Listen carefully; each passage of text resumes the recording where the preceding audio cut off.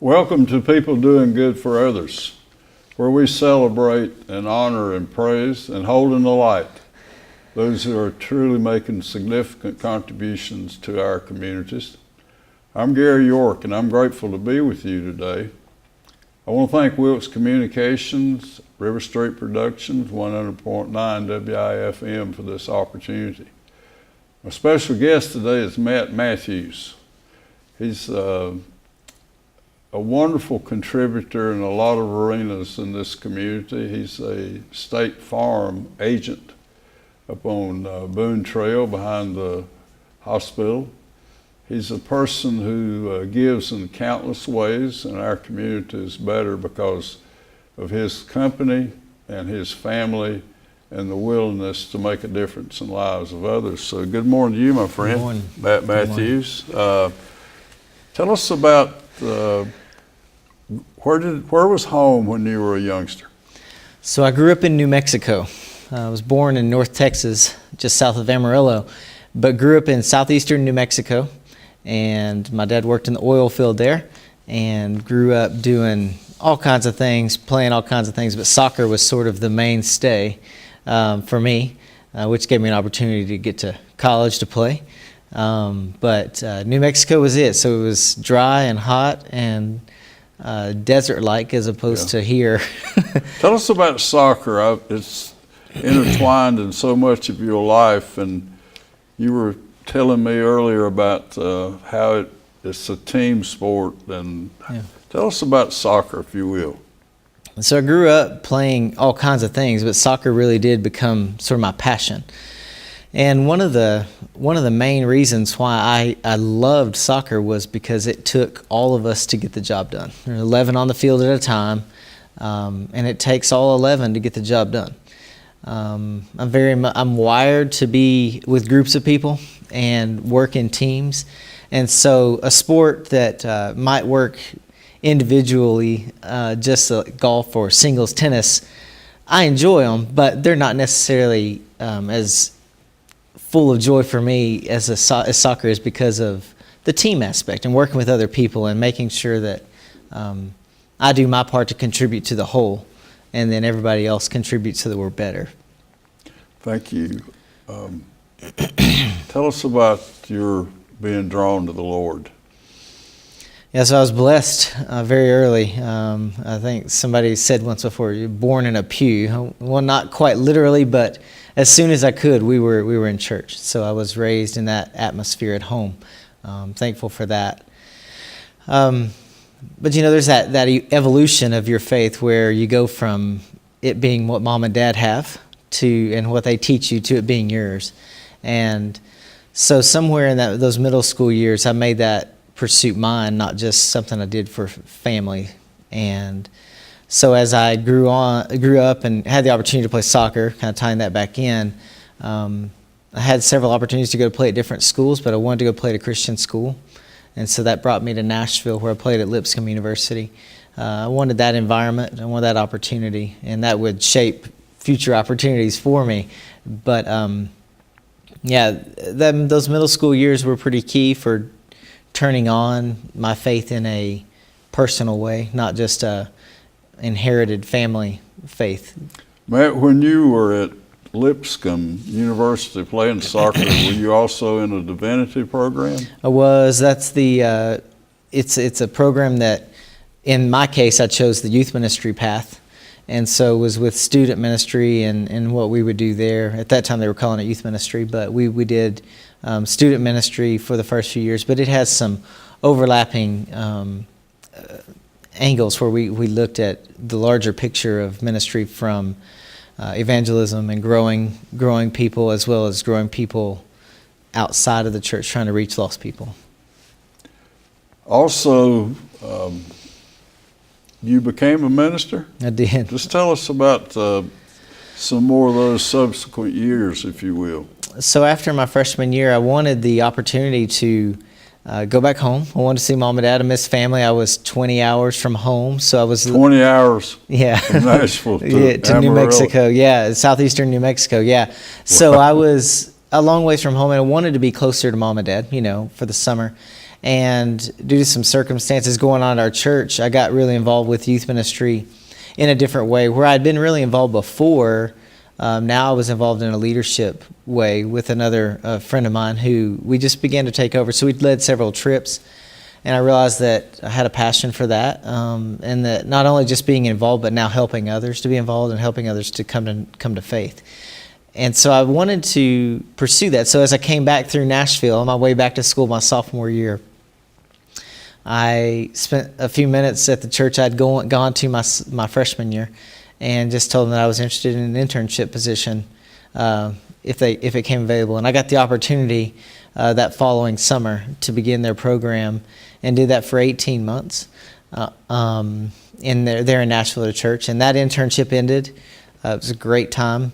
And within a couple of weeks, started a new internship at a new church a little further west in Nashville, at a small country church, where that really helped me understand what the rural world is about. I had grown up in a relatively small town, but not as small as I was in, and definitely not like Nashville. It was a very small town still. So I really gained a heart for the relationships that come in small towns, the helping your neighbor, kind of being around people in the good and the bad, walking through the store and seeing people, or pull up the gas station and see your buddy, kind of thing. Right.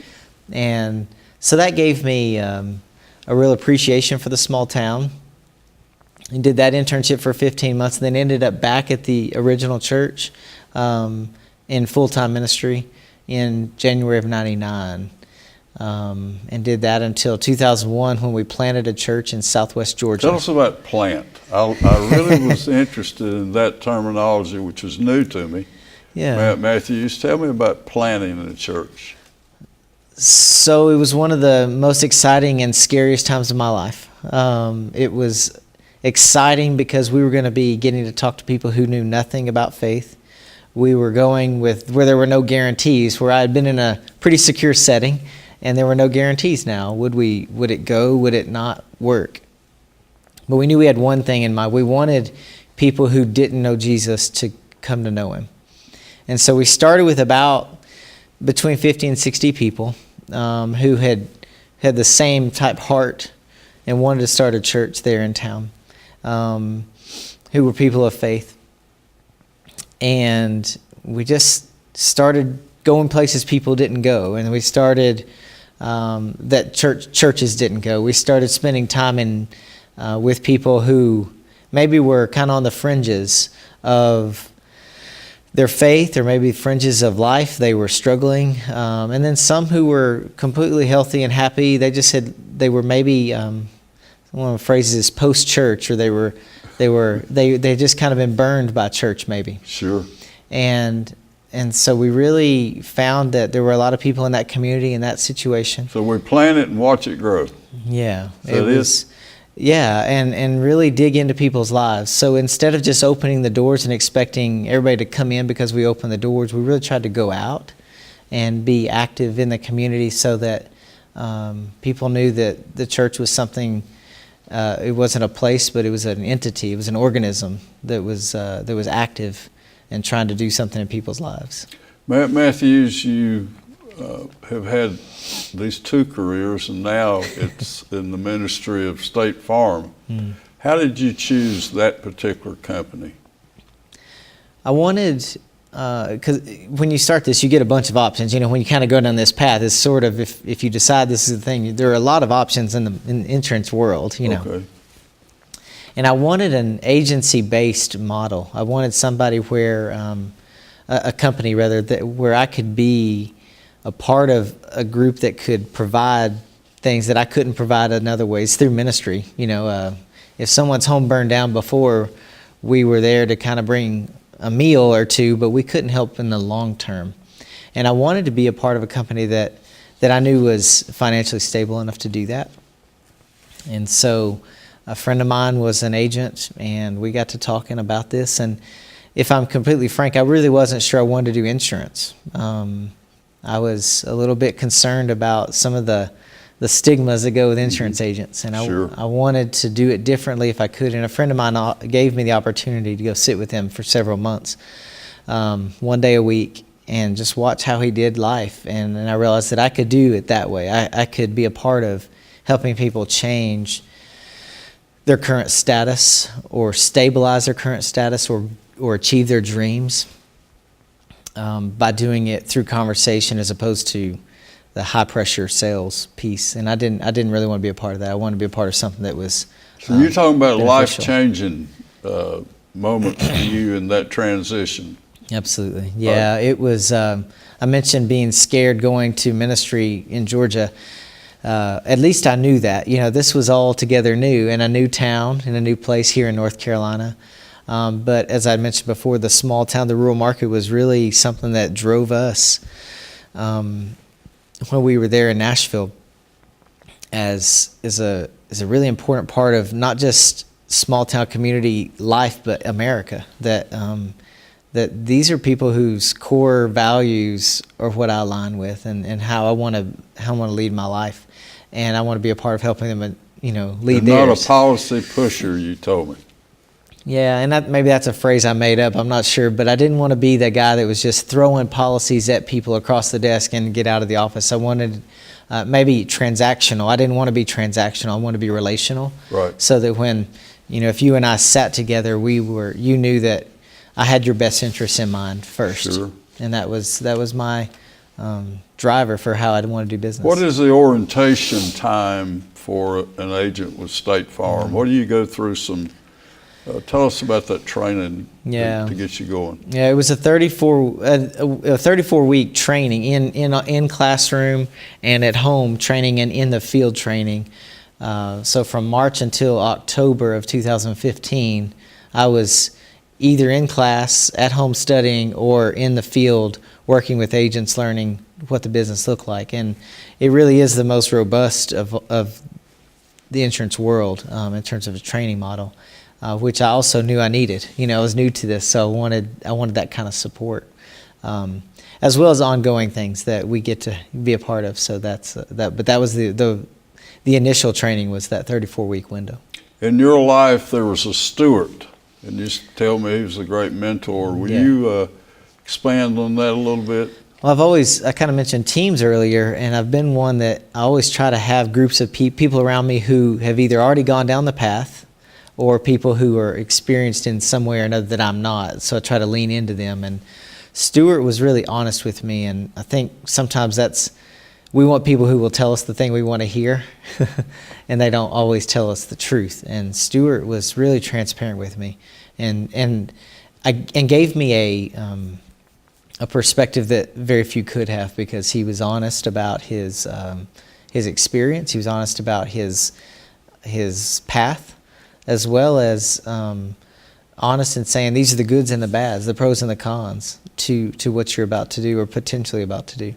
And putting people like that in my life, I still try to have those kind of people in my life who are more experienced than I am in one way or another, who I lean on. And so that plays into how I do life. But Stuart gave me something that very few people could have in that positive, honest experience. Share with us, Matt Matthews, your walk with the Lord today, and your church, and where do you go and when do you go? Tell us about that. So we've had, when you walk through moments where you don't know what's going on or don't know where it's going to go, everybody tends to have those moments where you deepen your faith or you walk away, one of the two, Right. And I'm really blessed that we were able to walk deeper in our faith and trust more. It's always been a part of me to be a part of the local church family, to be a part of something that is life-changing for people here. It's not just a place, but an entity. It's something that's living and breathing and helping people. And so we actually are a part of a couple of different places in this area here. So one up in Boone is a church called The Heart. And then the Wilkesboro Church of Christ here on Wednesday nights, we go there. And giving us that opportunity to connect with people without having to talk about business. It's just about what really matters, real life, and how to help. And that has been, it's just crucial for us. You know, we felt that when we were new here, we didn't have it, and so we missed it. And both my wife and my kids. And so we're blessed to have 3 kids. Tell me about your family. Yeah, so we've been married. Introduce them. Yeah, my wife is Tammy, and we've been married 19 years. She kind of grew up all over the country, but settled in Mississippi, where she graduated high school from Vicksburg, Mississippi. We've got 3 kids. Those 3 kids are Emerson, Beckett, and Hampton. They're 11, 8, and 4. And they are the reason we get up in the morning, the reason we do what we do, to try to raise kids that know their Lord but love people and treat people well, and the kind of people that other people want to be around because of the way they care for them. Wow. My wife is, she's the rock. You know, she's the one that holds us all together because sometimes, you know, you lean in and you realize that, but we've got a lot of different things moving here, and somehow she holds it together, right, and keeps us going. So, very blessed. You shared with me that you're always in the client relationship, always want to be on a one-on-one, an education, to build, to grow together.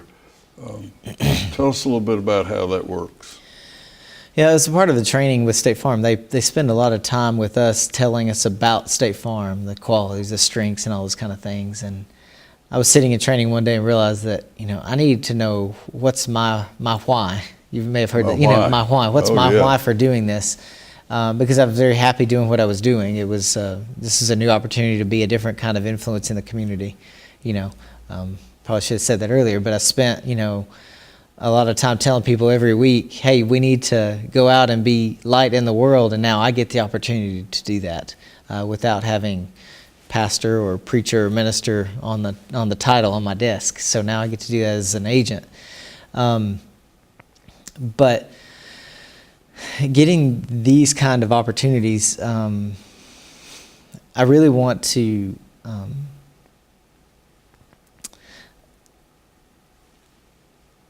I want to be the kind of person that people want to be around, want to be with, and I think the reality is we are experiencing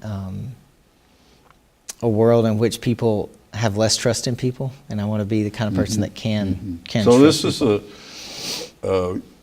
we're changing careers, but we're just getting more of an opportunity to be more of an influence or a mentor or the relationship builder is more involved today than ever.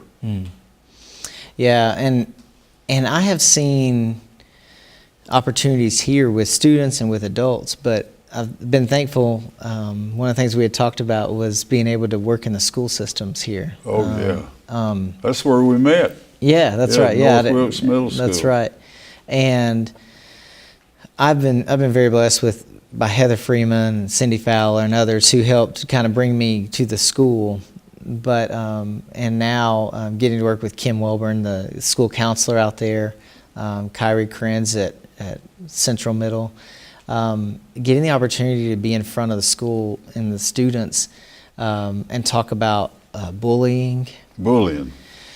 And how, every year the school system goes through a program and tries to, teach. They have a month of sort of anti-bullying coaching and training.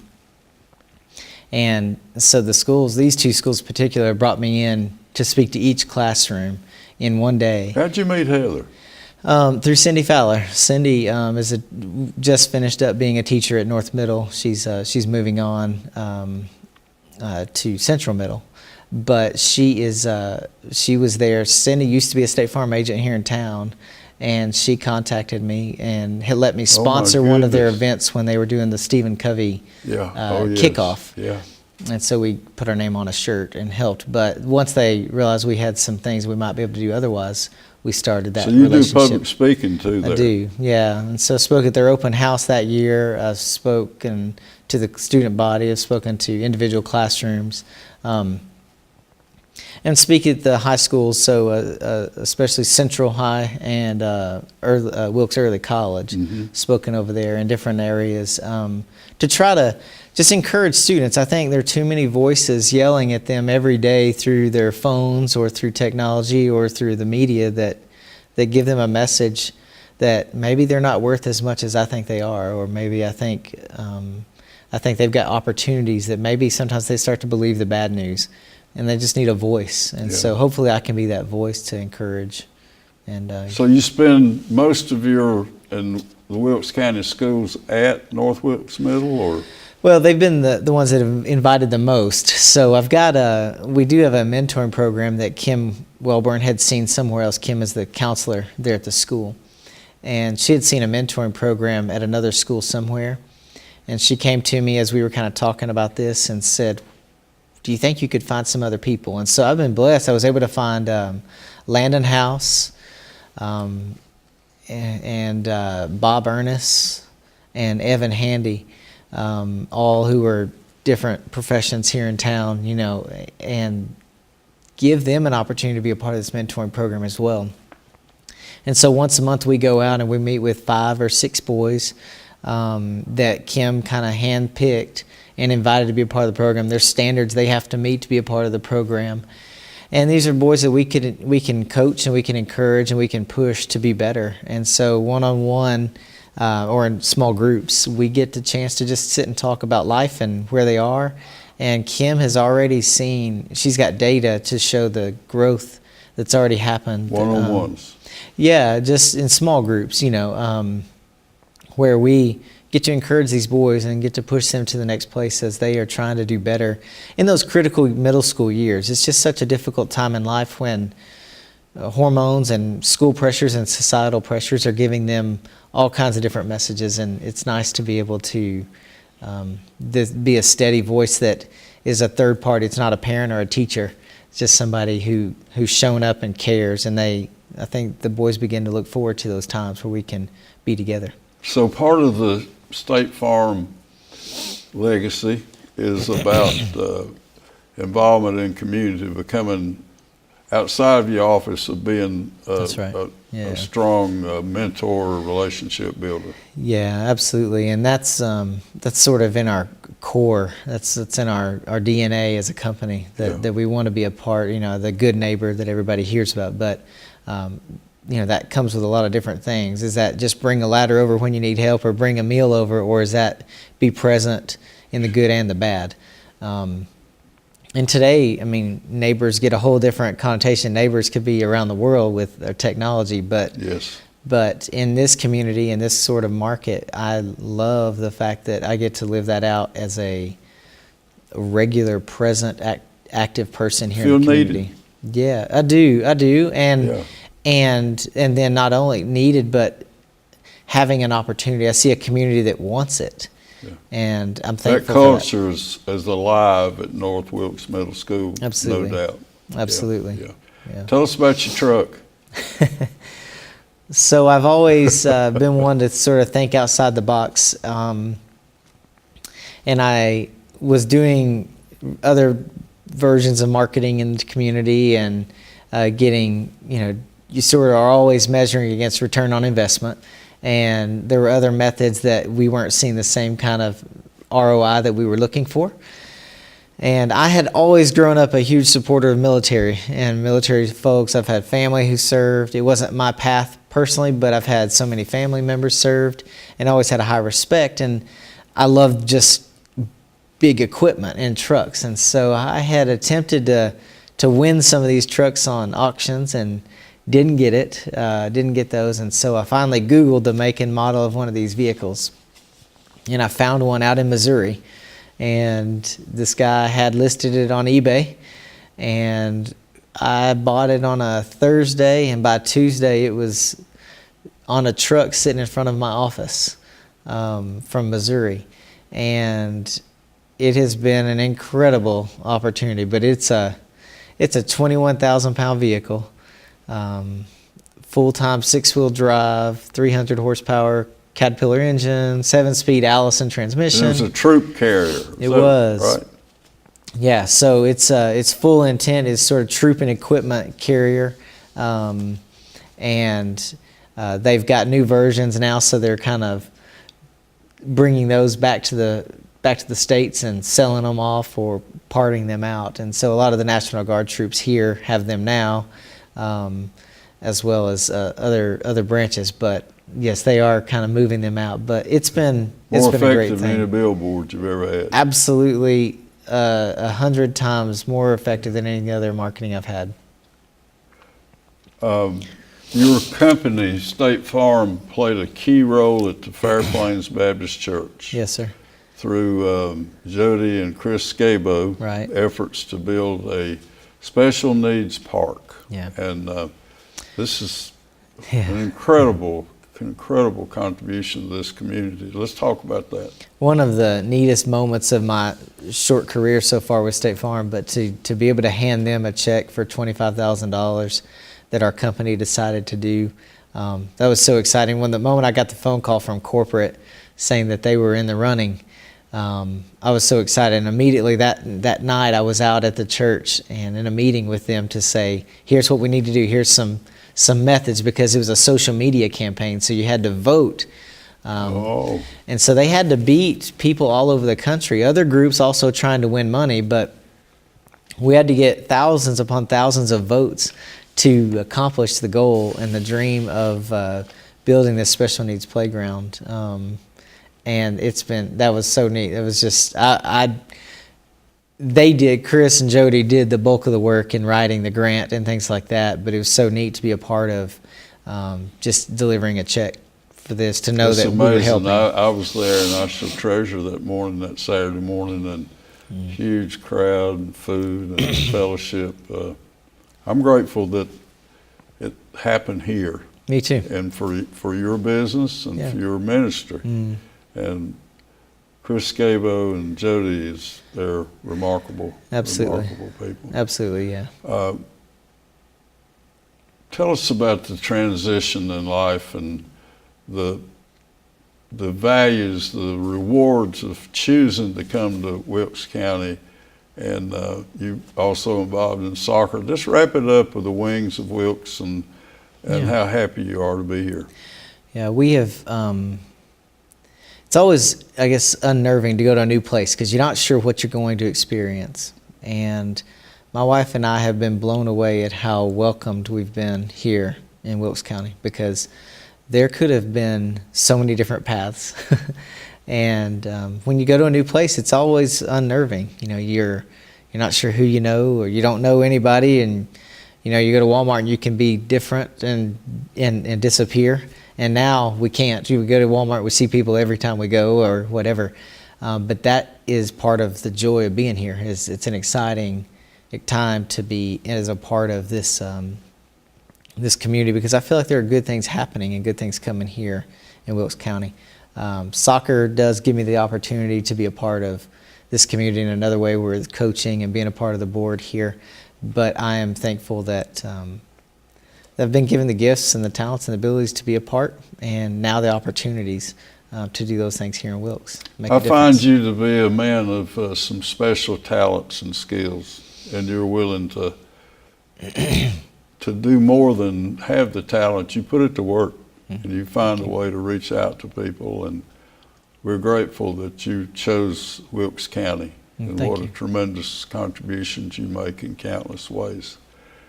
Today we've been sharing with Matt Matthews. He's a person who walks closely with God, who's a community advocate, has a great family that he says is his rock.